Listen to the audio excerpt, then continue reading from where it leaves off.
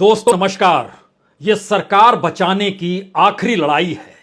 एक ऐसी लड़ाई जिसके जरिए इस देश के तमाम संस्थानों पर कब्जा करने के बाद अब नजर चुनाव आयोग पर पड़ी है, इलेक्शन कमीशन पर पड़ी है।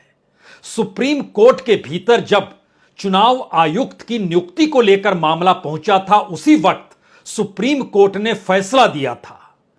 5 जजों की बेंच बैठी थी और फैसला 2 मार्च को दिया गया था और यह कहते हुए दिया गया था कि अगर किसी चुनाव आयुक्त की नियुक्ति सरकार करती है या प्रधानमंत्री खुद करते हैं और किसी मौके पर अगर प्रधानमंत्री गलत हो तो वह चुनाव आयुक्त प्रधानमंत्री से कैसे सवाल करेगा जबकि उसकी नियुक्ति प्रधानमंत्री ने की हो। और शायद यही वो बात थी जिसके बाद से सुप्रीम कोर्ट में 5 जजों की बेंच ने यह तय किया कि चुनाव आयुक्त की नियुक्ति अब से जो होगी उसमें 3 सदस्य होंगे। उसमें एक तरफ प्रधानमंत्री होंगे, दूसरी तरफ विपक्ष के नेता या फिर जो सबसे बड़े राजनीतिक दल संसद के भीतर होगा उसके नेता होंगे, और तीसरे चीफ जस्टिस ऑफ इंडिया यानी सुप्रीम कोर्ट के चीफ जस्टिस होंगे। 2 मार्च के बाद से अभी अगस्त का महीना चल रहा है।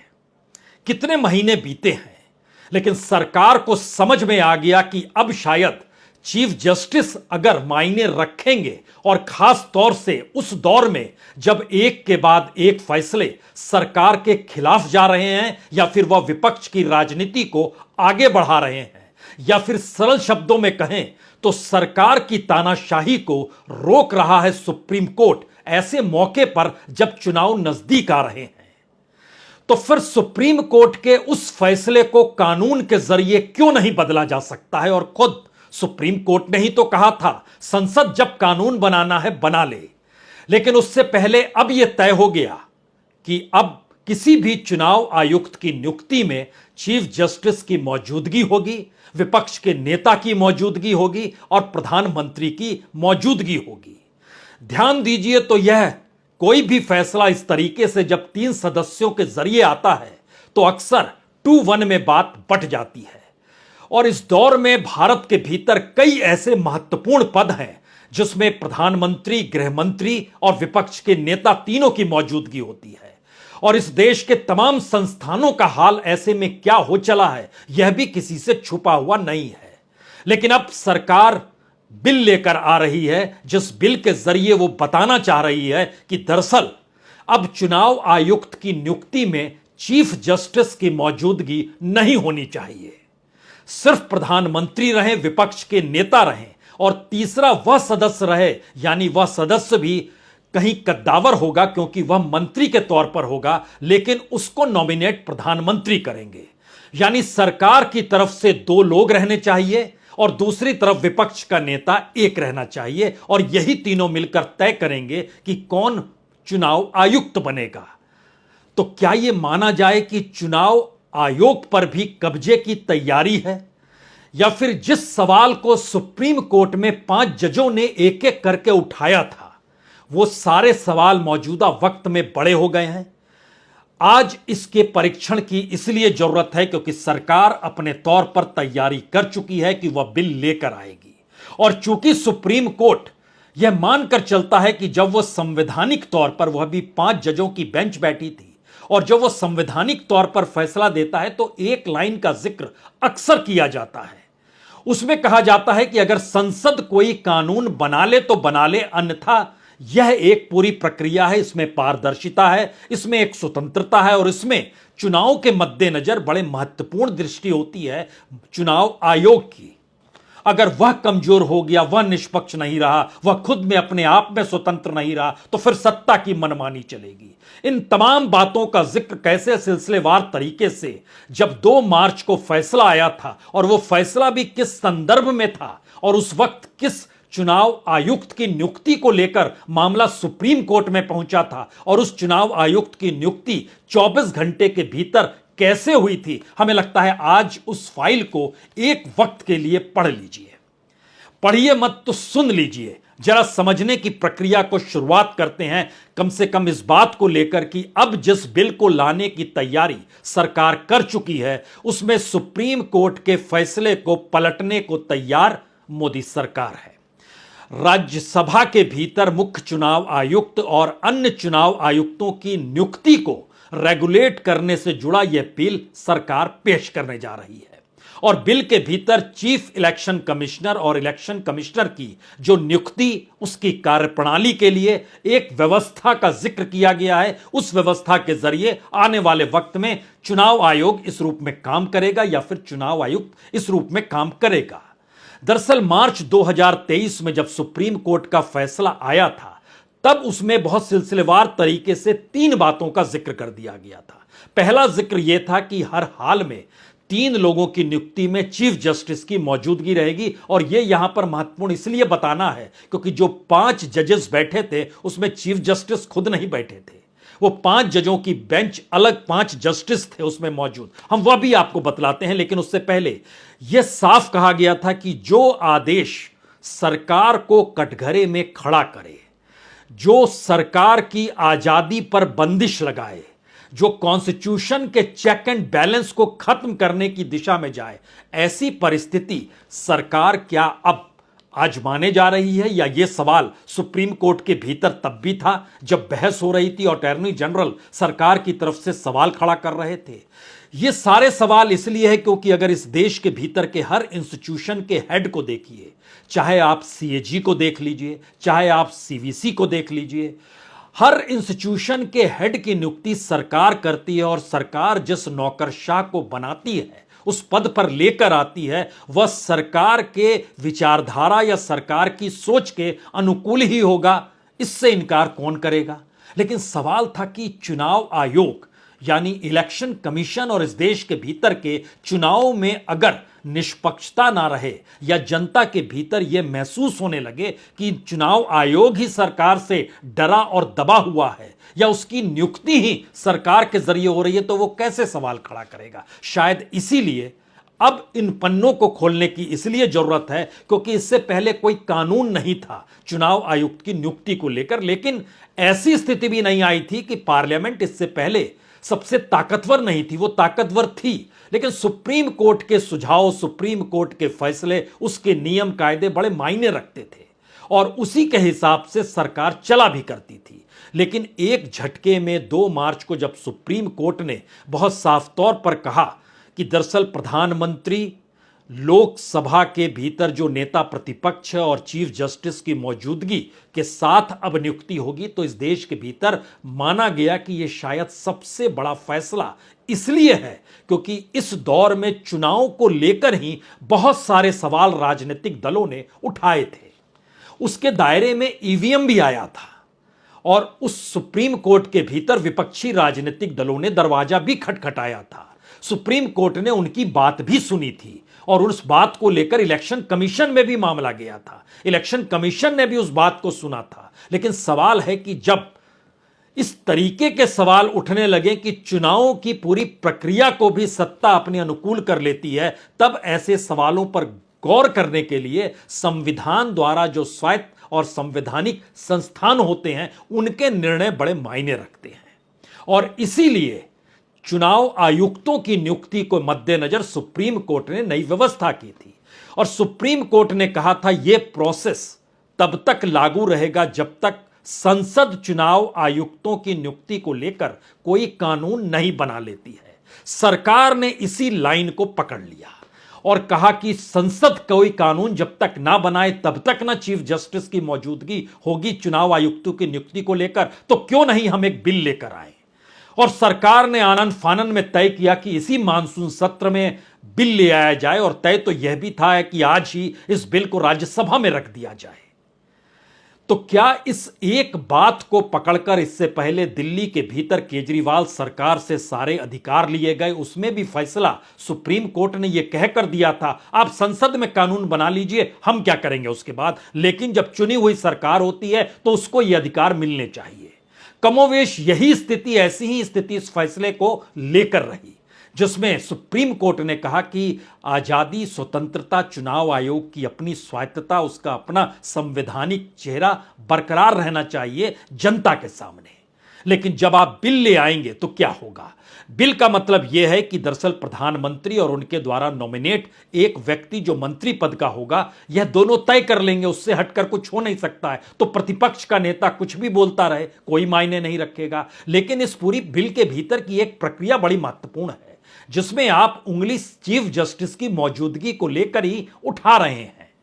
यानी चीफ जस्टिस इस देश के भीतर न्याय नहीं करते हैं सरकार को लेकर, या संविधान की वो व्याख्या नहीं करते हैं। क्या ऐसे विचार सरकार के मन में अब आ चुके हैं, या सरकार को लगने लगा है कि दरअसल उसकी अपनी आजादी पर कहीं ना कहीं हस्तक्षेप हो रहा है? क्योंकि ध्यान दीजिए, कल जब बहस हो रही थी पार्लियामेंट के भीतर, तो गृह मंत्री ने बहुत साफ तौर पर कहा, हमें 120 करोड़ लोगों ने चुना है, आपको हमारी बात सुननी होगी। लेकिन उसी दौर के पहली की प्रक्रिया में चले जाइए, जब दिल्ली की तरफ से आम आदमी पार्टी के नेता जब बिल को लेकर लाया गया, जो सर्विसेज बिल था, उस पे जब आम आदमी पार्टी के लोगों ने कहा कि हमें दिल्ली के 2 करोड़ लोगों ने चुना है, तो सरकार नहीं मानी। तो परिभाषाएं जब कोई सरकार अपने हिसाब से गढ़ने लगती है, तो वो तानाशाही की दिशा में बढ़ते हुए कदम होते हैं। लेकिन फिर भी एक क्षण के लिए सुप्रीम कोर्ट ने क्यों यह कहा और ऐसी व्यवस्था क्यों की थी, हमें लगता है आज उन पन्नों को भी आज पलटिए। सुप्रीम कोर्ट ने बहुत साफ तौर पर चुनाव आयोग के भीतर नियुक्ति को लेकर, चुनाव आयुक्तों की नियुक्ति को लेकर कहा था कि लोकतंत्र को बनाए रखने के लिए चुनाव प्रक्रिया की निष्पक्षता बनाई रखी जानी चाहिए, नहीं तो इसके अच्छे परिणाम नहीं होंगे। इतना ही नहीं, सुप्रीम कोर्ट ने यह भी कहा था कि वोट की ताकत सुप्रीम होती है, यानी वोट से बड़ा कुछ नहीं होता। इस देश की जनता किसी को भी चुन सकती है और किसी को भी गिरा सकती है, लेकिन ताकत अगर सत्कार के पास ही आ जाए और वो अपने हिसाब से काम करने लगे, तो फिर वोट की ताकत कोई मायने नहीं रखेगी। इसीलिए सुप्रीम कोर्ट ने कहा था कि वोट की ताकत सुप्रीम है, इससे मजबूत पार्टियां भी सत्ता हार सकती है। इलेक्शन कमीशन का स्वतंत्र होना जरूरी है। यह भी जरूरी है कि यह अपनी ड्यूटी संविधान के प्रावधानों के मुताबिक और निष्पक्ष रूप से कानून के दायरे में रहकर निभाए। यह दरअसल उस बहस का हिस्सा है जिसमें बकायदा 5 जजेस जो बैठे हुए थे, उन 5 जजेस के भीतर में के.एम. जोसेफ थे। वह सवाल कर रहे थे, जो 5 जजों की अगुवाई कर रहे थे, जस्टिस के.एम. जोसेफ। उनके साथ जस्टिस अजय रस्तोगी थे, जस्टिस अनिरुद्ध बोस थे, जस्टिस ऋषिकेश रॉय थे, जस्टिस सी.टी. कुमार थे। इन 5 जजों की बेंच ने सवाल इसलिए उठाया था उस दौर में क्योंकि अरुण कुमार गोयल चुनाव आयुक्त के तौर पर जब उनकी नियुक्ति हुई और उनकी फाइल को जब सुप्रीम कोर्ट ने देखा, तो वो हैरत में आ गया। क्योंकि अरुण कुमार पांडे 1985 बैच के आईएएस और उद्योग सचिव के पद पर वो थे और 31 दिसंबर को रिटायर हो रहे थे। लेकिन 18 नवंबर को ही वो वीआरएस ले लेते हैं और 18 नवंबर को वीआरएस लेते हैं और 19 नवंबर को चुनाव आयुक्त नियुक्त हो जाते हैं। यानी गजब की तेजी के साथ। और इस पर भी सुप्रीम कोर्ट को टिप्पणी करनी पड़ी कि सुप्रीम कोर्ट ने कहा इतनी तेजी से कैसे कोई काम हो सकता है। और सुप्रीम कोर्ट के जज को तो माना जाता है, सुप्रीम कोर्ट के जज के समान माना जाता है। चुनाव आयुक्त को उसको वेतन भी वैसे ही मिलते हैं, उसी रूप में भत्ते मिलते हैं। तो जो नियुक्ति होती है चुनाव आयुक्त की, उसको दायित्व उनके ऊपर भरपूर होता है। और इसीलिए एक दिन के भीतर जब नियुक्ति हो गई तो सुप्रीम कोर्ट को कहना पड़ा, जो उसने कहा अपने फैसले को सुनाने से पहले, कि चुनाव आयोग की नियुक्ति की फाइल बिजली की रफ्तार की तेजी से चढ़ी। जिस दिन एप्लीकेशन आती है उसी दिन क्लियरेंस दे दी जाती है और प्रधानमंत्री भी नाम की मंजूरी उसी दिन दे देते हैं, उसी दिन राष्ट्रपति के पास भेज दिया जाता है और फिर राष्ट्रपति भी उस पर हरी झंडी दे देते हैं। ऐसी अर्जेंसी क्या थी कि सारा काम एक दिन में ही करके नियुक्ति कर दी गई। सुप्रीम कोर्ट ने यह भी कहा था उस दौर में कि हमें भी पता है कि कुछ काम बिजली की रफ्तार से करने पड़ते हैं, लेकिन यहां तो वैकेंसी 15 मई से थी और नवंबर में वैकेंसी हो रही थी वो अभी 24 घंटे के भीतर। और आप खुद बतलाते हैं कि प्रक्रिया के भीतर जो पुराने जो रिटायर्ड लोग होते हैं या फिर जो सचिव स्तर पर होते हैं उनकी बकायदा एक फाइल बनती है, 40 लोगों तक के नाम रहते हैं, उन नामों को फिर चुना जाता है, उसमें से नाम छांटकर प्रधानमंत्री के सामने रखा जाता है, 3 4 5 नाम को, जिसमें से वह चुनते और राष्ट्रपति के पास भेजते हैं। लेकिन इस दौर में कहीं समझ ही नहीं आता है कि कोई व्यक्ति ऐसा नहीं मिला 6 महीने के भीतर और एक व्यक्ति वीआरएस देते ही मिल गया। तो क्या ऐसा ना माना जाए कि चुनाव आयुक्त जिसे आप नियुक्त कर रहे हैं वो सरकार के इशारे पर होगा? बकायदा जस्टिस जोसेफ ने यह कहा भी कि कोई भी सरकार यस मैन को नियुक्त करती है और ऐसे व्यक्ति की सोच भी सरकार जैसी होती है। यह चुनाव आयोग है, यहां स्वतंत्रता होनी चाहिए। क्या कभी किसी प्रधानमंत्री पर आरोप लगे तो क्या आयोग ने उसके खिलाफ एक्शन लिया है? यह सवाल बकायदा जस्टिस जोसेफ ने उठाया था, जो जजेस की बेंच की अगुवाई कर रहे थे। यानी यह सारे सवाल जहां पर निकल कर आते हैं कि चुनाव आयुक्तों की नियुक्ति में क्यों इंडिपेंडेंस रहनी चाहिए, सरकार से हटकर परिस्थिति रहनी चाहिए, और अब बिल जो लाया गया है उसमें यह क्यों नजर आ रहा है कि सरकार अपने चाहत अपने यसमैन कोई ही नियुक्ति चाहती है उस पद को लेकर। तो क्या चुनाव आयोग ने इस दौर में बहुत गड़बड़ी कर दी है? क्या चुनाव आयोग पर इस दौर में जो तमाम राजनीतिक दलों ने आरोप लगाए वो सही है? क्या इस देश के भीतर में चुनाव जो हो रहे हैं वह पूरे तरीके से सरकार की इच्छा पर होते हैं, चाहे वो तारीखों का ऐलान हो, चाहे चुनाव पर निगरानी रखने के लिए अलग अलग दिशा निर्देश जारी होते हों? क्या ऐसी स्थिति इस देश के भीतर आ गई है? तो जिस डेमोक्रेसी को हम लोग चुनाव के जरिए जीते हैं और सुप्रीम कोर्ट भी परिभाषित कर रहा है कि दरअसल वोट से ज्यादा सुप्रीम तो कुछ होता ही नहीं है इस देश के भीतर, उसी के जरिए सरकार बनती है, तो क्या सरकार चुनाव आयोग के माध्यम से अपने अनुकूल परिणामों को भी चाहने लगी है? क्या यह भी एक सवाल है, क्योंकि हमें एक सीएसी की आवश्यकता है जो प्रधानमंत्री के खिलाफ एक्शन ले। यह कमेंट सुप्रीम कोर्ट के भीतर जस्टिस जोसेफ ने उस वक्त किया जब यह सवाल उठा कि सरकार जो काम कर रही है, नियुक्ति कर रही है, वो बिल्कुल निष्पक्ष होकर कर रही है। और सुप्रीम कोर्ट यह सवाल उठा रहा था, कैसे संभव है कि दरअसल सरकार जिस व्यक्ति की नियुक्ति करे वह सरकार को ही कटघरे में खड़ा करने की हिम्मत रखता हो। इसीलिए जस्टिस जोसेफ को उस फैसले को देने से पहले यह करना पड़ा कि हमें एक ऐसे सीएस यानी चीफ इलेक्शन कमिश्नर की आवश्यकता है जो प्रधानमंत्री के खिलाफ भी एक्शन ले। और यह भी उसमें कहा गया कि हम चाहते हैं कि जिस तरीके से सीबीआई के डायरेक्टर की नियुक्ति होती है उस तर्ज पर हो। हालांकि इसके मद्देनजर सरकार की तरफ से सुप्रीम कोर्ट में उस वक्त कहा गया था, नहीं नहीं, चुनाव आयुक्तों की नियुक्ति सरकार को ही करने दीजिए, इससे बड़ी स्थिति नाजुक हो जाएगी। तो सुप्रीम कोर्ट ने कमेंट किया था कि क्या एक बार तो सीबीआई डायरेक्टर की नियुक्ति में सुप्रीम कोर्ट के चीफ जस्टिस भी शामिल हुए थे, तो क्या लोकतंत्र इससे खतरे में पड़ गया था? यानी पुरानी फाइल को जब आप उठाएंगे या उस फैसले को उठाएंगे जिस फैसले से पहले सुप्रीम कोर्ट ने एक बड़े कैनवास में चीजों को रखा कि दरअसल चुनाव आयोग को क्यों निष्पक्ष और स्वतंत्र न सिर्फ होना चाहिए बल्कि दिखना भी चाहिए, और उसके भीतर जो निर्णय लेने वाले चीफ इलेक्शन कमिश्नर हैं या उसके साथ 2 इलेक्शन कमिश्नर होते हैं जो रोटेट करते हुए रिटायरमेंट से पहले या तो 65 साल का रिटायरमेंट होता है या 6 साल का कार्यकाल होता है, उस प्रक्रिया के भीतर उस ताकत को कैसे लेकर आएंगे। हमें लगता है किताब पीछे हमारे रखी हुई है, टी.एन. शेषन साहब की किताब है, उसमें उन्होंने इलेक्शन कमीशन की प्रक्रिया के भीतर जिन बातों का जिक्र किया वह इसलिए मौजूदा वक्त में गायब लगता है क्योंकि उस दौर में भी चाहे वो सत्ता रहे या विपक्ष रहे, कोई मंत्री रहे या कोई सामान्य नेता रहे, उसके हकों की रक्षा करना और जहां पर हक मारे जा रहे हैं उसके खिलाफ सामने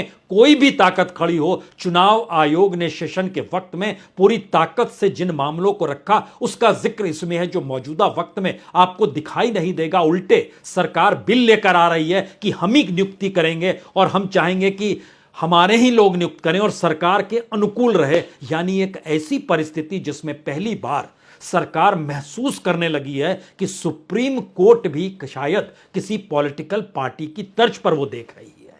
तो संविधान की व्याख्या करने के लिए कॉन्स्टिट्यूशन जब सुप्रीम कोर्ट को यह पावर देता है तो क्या यह माना जाए कि जिस चेक एंड बैलेंस की व्यवस्था पार्लियामेंट को लेकर और ब्यूरोक्रेसी को लेकर और न्यायपालिका को लेकर जिस रूप में की गई वह पूरी तरीके से खत्म करने की स्थिति में सरकार यह कहकर आ चुकी है कि सारी ताकत तो पार्लियामेंट में ही होती है, यानी बहुमत आपके साथ है तो आप कुछ भी कर सकते हैं। और उस दिशा के भीतर, इस देश के भीतर कल तक तो सिस्टम चलाने और बिगाड़ने का जिक्र था, अब तो मसला चुनाव आयोग का आ गया है। तो क्या सारी हदें पार हो रही है? क्या इस दौर में सरकार समझ गई है कि उसके लिए मुश्किल हालात हैं, तो स्थितियों को अनुकूल करने के लिए या अपनी सरकार को बचाने की आखिरी लड़ाई कहीं ये मोदी सरकार लड़ तो नहीं रही है और उसको इंस्टीट्यूशन के साथ जोड़कर कानूनी जामा पहनाकर अपने अनुकूल परिस्थितियों को करने की दिशा में क्या ये सरकार बढ़ चुकी है? और उसी दिशा में दिल्ली के भीतर चुनी हुई सरकार का मसला हो या फिर जम्मू कश्मीर को यूनियन टेरिटरी में तब्दील करने की स्थिति हो या आने वाले वक्त में किसी भी राज्य में जहां पर बीजेपी जीत ना पा रही हो उस राज्य को यूनियन टेरिटरी में बदलना और फिर सारे अधिकार अपने हाथ में ले लेना, क्या ऐसी परिस्थिति भी आने वाले वक्त में आएगी? ये आएगी या नहीं आएगी यह तो दूर की गोटी है। लेकिन पहला और आखिरी सवाल इस दौर में यही है, अगर चुनाव आयोग ही निष्पक्ष दिखाई ना दे, अगर चुनाव आयोग के भीतर चुनाव आयुक्तों की नियुक्ति भी सरकार करने लगे जिस तरीके से वह एक वक्त चाहती थी कि जजों की नियुक्ति भी सरकार ही करे, तो फिर संविधान हो या संविधान के मातहत चेक एंड बैलेंस हो या दुनिया के सबसे बड़े लोकतांत्रिक देश के भीतर लोकतंत्र का मतलब चुनाव हो और वोट को सुप्रीम माना जाता हो, वह भी इस दौर में हो सकता है कमजोर दिखाई देने लग गया होगा। स्थितियां नाजुक हैं। बहुत बहुत शुक्रिया, बहुत बहुत शुक्रिया।